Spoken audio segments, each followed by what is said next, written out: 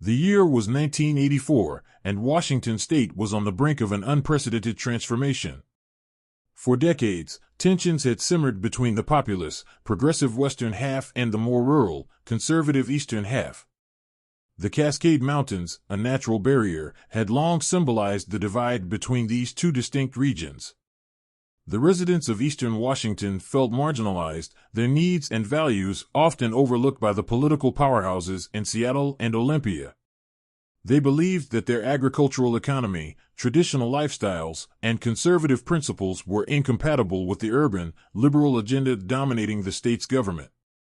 Talks of secession and the formation of a new state had been whispered for years, but in 1984, those whispers grew into a powerful roar. In early January, a coalition of eastern Washington's prominent farmers, business owners, and local politicians formed the Liberty Independence Committee. They launched a campaign advocating for the creation of a new state, which they proposed to name Liberty. Their message resonated with many residents who felt their voices were drowned out by the policies crafted in the West. Rallies and town hall meetings were held across eastern Washington, from Spokane to Walla Walla. The movement's leaders highlighted the economic disparities and cultural differences that justified the split. They argued that an independent state of liberty would be better equipped to address the unique needs of its people, from agricultural subsidies to land management practices. The campaign gained traction, and soon, petitions demanding the creation of liberty were circulated and signed by tens of thousands of residents.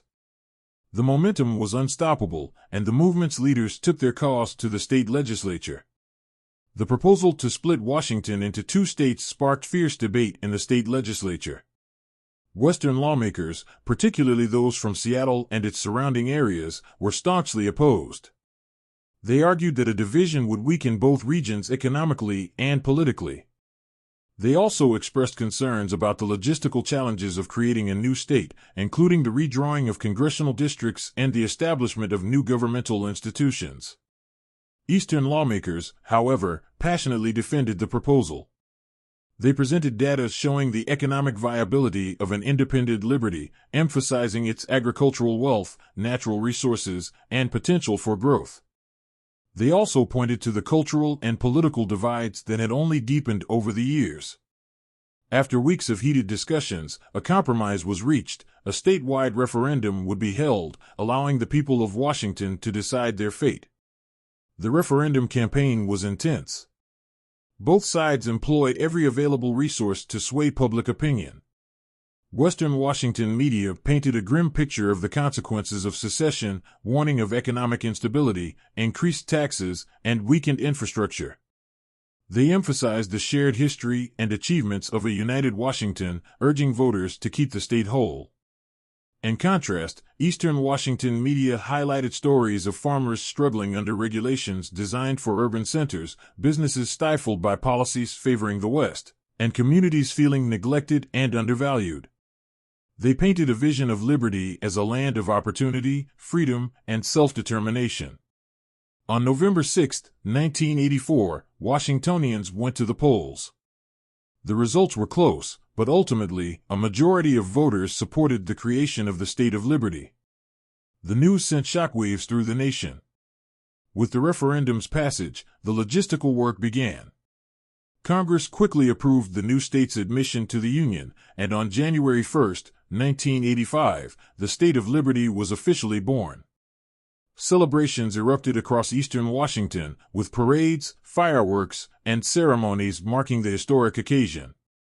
The new state government of Liberty was established in Spokane, which became the capital. Key government positions were filled, and the legislature convened to draft the state's constitution and laws. The transition was not without its challenges, but the people of Liberty were determined to succeed. The years following the split saw both states chart their own courses. Washington, now confined to the western half of the former state, continued to thrive as a hub of technology, innovation, and progressive policies. Seattle remained a global city, attracting talent and investment from around the world. The region's focus on education, environmental sustainability, and social justice solidified its reputation as a forward-thinking area. Liberty, on the other hand, embraced its identity as a state rooted in agriculture, tradition, and self-reliance. The new state government prioritized policies that supported farmers, ranchers, and small business owners. Tax incentives were introduced to attract new industries, and investment in infrastructure improved transportation and connectivity. The people of Liberty took pride in their independence and worked together to build a prosperous future. Despite the initial enthusiasm, both states faced significant challenges. Washington struggled with an affordable housing crisis, traffic congestion, and environmental issues. The rapid growth of the tech industry brought wealth but also widened the gap between rich and poor. Liberty faced its own set of difficulties. The agricultural economy was vulnerable to fluctuations in market prices and weather conditions. Efforts to diversify the economy were met with mixed success. Additionally, the new state grappled with issues of healthcare access, education funding, and rural infrastructure. Recognizing the need for cooperation, leaders from both states initiated joint efforts to address common problems. Interstate agreements were forged on water rights, transportation projects, and environmental conservation. The spirit of collaboration helped mitigate some of the challenges, fostering a sense of regional unity despite the political separation. By the early 2000s, the initial fervor of Liberty's independence had settled into a more pragmatic approach to governance. The state had established itself as a viable entity, with a stable economy and a distinct cultural identity. The people of Liberty celebrated their heritage and the values that had driven their quest for independence. In Washington, the focus remained on innovation, sustainability, and social progress. The state continued to attract diverse populations and maintain its status as a leader in technology and education. The division, while initially contentious, allowed both regions to pursue their own paths and address their unique challenges. As the years passed, historians and scholars studied the split as a fascinating case of regionalism and self-determination. They analyzed the social, economic, and political factors that had led to the creation of Liberty and the long-term effects of the division on both states. The story of Washington and Liberty is a testament to the resilience and determination of the people who called these lands home. The split in 1984 was a bold experiment in self-governance, driven by a desire for representation, fairness, and autonomy. It was a reminder that even in a nation as diverse and dynamic as the United States, regional identities and interests can shape the course of history. For the residents of Liberty, the journey from a marginalized region to a thriving state was a source of immense pride. They had proven that they could overcome challenges, build a functional government, and create a community that reflected their values and aspirations. In Washington, the experience reinforced the importance of inclusivity, adaptability, and collaboration.